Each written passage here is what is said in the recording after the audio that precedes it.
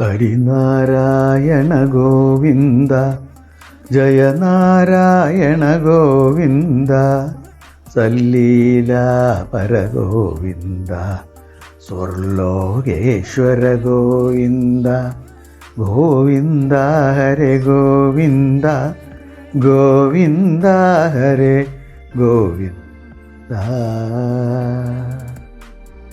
യുദ്ധമൊക്കെ ജയിച്ച് വന്ന് പശുക്കളെയൊക്കെ വീണ്ടെടുത്തു. ഇനി 2-3 ദിവസം കഴിഞ്ഞ് പ്രത്യക്ഷപ്പെടാമെന്ന് ആ ദൈവപുത്രൻ പറഞ്ഞിട്ടുണ്ട് എന്നാണല്ലോ ഉത്തരം പറഞ്ഞത്. അങ്ങനെ 2-3 ദിവസങ്ങൾ വലിയ വ്യത്യാസമൊന്നുമില്ലാണ്ട് അങ്ങനെ കടന്നുപോയി. പാണ്ഡവന്മാരെല്ലാവരും കൂടി ഇനിയിപ്പം നമുക്ക് അജ്ഞാതവാസം അവസാനിപ്പിക്കുക. സ്നാനം ചെയ്ത് ഉത്തരൻ്റെ സഹായത്തോടു കൂടി രാജകീയ വസ്ത്രങ്ങളൊക്കെ കിട്ടി എല്ലാം അണിഞ്ഞ് രാജ്യസഭയിലേക്ക് കയറി വന്നു. രാജ്യസഭയിലുണ്ടായിരുന്നവരൊക്കെ അതിശയിച്ചു പോയി. ദേ പഞ്ചപാണ്ഡവന്മാർ വന്ന് നിൽക്കണു, കൂടെ ദ്രൗപദിയുണ്ട്. ഇത് എവിടുന്നാ വന്നേ എന്നുള്ളതാണ്. ഈ സമയത്താണ് രാജ്യസഭയിലേക്ക് മഹാരാജാവ് എഴുന്നള്ളത്. മഹാരാജാവ് കണ്ടപ്പോഴും ആകെ അതിശയിച്ചു. ഇവരിപ്പോൾ എവിടുന്നാ വന്നേ എന്നായി. സമയത്ത് ഉത്തരൻ മുമ്പിലേക്ക് വന്നു. ഉത്തരൻ പറഞ്ഞു, അന്ന് ഞാൻ അങ്ങയോട് പറഞ്ഞില്ലേ, ഒരു ദൈവപുത്രൻ ആണ് കൗരവരെ മുഴുവൻ ജയിച്ച് നമ്മുടെ പശുക്കളെ വീണ്ടെടുത്തത് എന്ന്.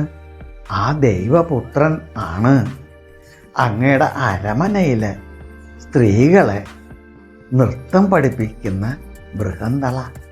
അജ്ഞാതവാസമായതുകൊണ്ട് പാണ്ഡവന്മാരെല്ലാവരും കൂടി നമ്മുടെ അരമനയെ തന്നെയാണ് താമസമായിരുന്നത്. ഓരോരുത്തരെയും പറ്റി ഞാൻ പറഞ്ഞുതരാം.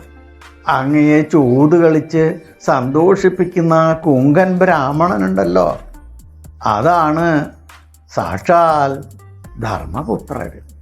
പാണ്ഡവന്മാരിലെ ജ്യേഷ്ഠ പാണ്ഡവനായ സാക്ഷാൽ ധർമ്മപുത്രരാണ് ഈ നിൽക്കുന്നത്. തങ്ങൾക്ക് നല്ല കരുത്തും യുദ്ധപാഠവും ഉണ്ടായിട്ടും ധർമ്മം സംരക്ഷിക്കാൻ വേണ്ടിയിട്ട് 13 കൊല്ലം അവർ യാതന അനുഭവിക്കേണ്ടി വന്നു. അതെല്ലാം കഴിഞ്ഞേക്കണു. എല്ലാവരും ഇതാ പുറത്തേക്ക് വന്നിരിക്കുന്നു. ഇനി ഓരോരുത്തരെയായിട്ട് ഞാൻ പറഞ്ഞുതരാം. മതിച്ച ആനകളോടും സിംഹങ്ങളോടും പോരാടുന്ന ആളാണ് ഈ വല്ലഭൻ. കൈത്തരിപ്പ് കീർക്കാണ്ട് അങ്ങനെ നിൽക്കുന്ന സമയത്താണ് ജീവൂതൻ എന്ന് പറഞ്ഞ ഒരു മല്ലനെ കിട്ടിയത്. അയാളുടെ കഥ കഴിച്ചു എന്ന് മാത്രമോ, നമ്മുടെ സേനാനായകനായിരുന്ന കീചകനെ നിമിഷ നേരം കൊണ്ടാണ് ഇദ്ദേഹം കാലപുരിക്ക് അയച്ചത്. വെറുതെ ഒന്ന് കെട്ടിപ്പിടിച്ച് അമർത്തിയുള്ളൂ. ആൾ ഞെരിഞ്ഞ് എല്ലുകളെല്ലാം പൊടിഞ്ഞാണ് പോയത്. അങ്ങനെയാണ് മരിച്ചത്. അതാണ് ഈ നിൽക്കുന്ന പാണ്ഡവരുടെ 2ാമനായ ഭീമസേനൻ. 3ാമത്തെ ആളെ പറ്റി ഞാൻ പറഞ്ഞല്ലോ, ബൃഹന്തളയുടെ കാര്യം പറയാനില്ലല്ലോ. അരമനയിൽ നൃത്തം പഠിപ്പിച്ചിരുന്ന ബൃഹന്തളയാണ് ശ്രീ പരമേശ്വരനെ പോലും യുദ്ധം ചെയ്ത് സന്തോഷിപ്പിച്ച് പാശുപതാസ്ത്രം കൈക്കലാക്കിയ, ഖാണ്ഡവ വനം ദഹിപ്പിച്ച സാക്ഷാൽ അർജുനൻ. ആ നിൽക്കുന്നതാണ് പാഞ്ചാലി. സൈരന്ധ്രിയായിട്ട് അങ്ങയുടെ അരമനയിൽ മഹാരാജ്ഞിയും മറ്റ് സുന്ദരികളെയും ഒക്കെ അണിയിച്ചിരുന്നതും ശുശ്രൂഷിച്ചിരുന്നതും ഈ സൈരന്ധ്രിയാണ്. ദ്രുപദ രാജാവിൻ്റെ യജ്ഞശാലയിലെ ഹോമകുണ്ഡത്തിൽ നിന്ന് ജനിച്ച ദേവസ്വരൂപിണിയായ സാക്ഷാൽ കൃഷ്ണാദേവിയാണ് സൈരന്ധ്രി എന്ന പേരിൽ നമ്മുടെ കൊട്ടാരത്തിലെ അന്തഃപുര സ്ത്രീകളെ ശുശ്രൂഷിക്കാൻ വേണ്ടി നിന്നിരുന്നത്. മഹാരാജാവേ, അങ്ങയുടെ കുതിരപ്പന്തിയിലും ഗോശാലയിലും എല്ലാം നേതൃത്വം വഹിച്ചിരുന്നത് നകുലനും സഹദേവനുമാണ്. അവർ ഗ്രന്ഥികൻ എന്ന അശ്വപാലനും തന്തിപാലൻ എന്ന പശുപാലകനും ആണ് ഈ നകുലനും സഹദേവനും. ഇതെല്ലാം കേട്ട വിരാട രാജാവ് സന്തോഷിച്ച് പാണ്ഡവരെ വേണ്ട പോലെ ഉപചരിച്ചു. നടന്നതൊക്കെ നടന്നു. നിങ്ങളെ എൻ്റെ ആശ്രിതരായിട്ട് വെക്കേണ്ടി വന്നതിൽ എനിക്ക് സങ്കടമുണ്ട്. ഇനി നമ്മൾ തമ്മിലുള്ള ബന്ധത്തിൽ യാതൊരു മുറിവും ഉണ്ടാവാൻ പാടില്ല. അതിനൊരു ദൃഢത വരുത്തണം.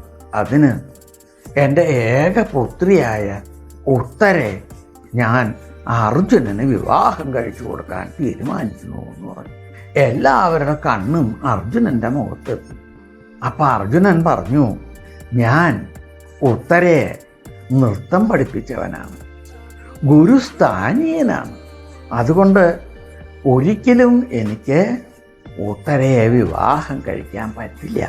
എന്നാൽ എൻ്റെ പുത്രനായ അഭിമന്യുണ്ട്, വലിയ കേമന, ബില്ലാളി വീരൻ തന്നെയാണ്, സംശയമൊന്നും വേണ്ട.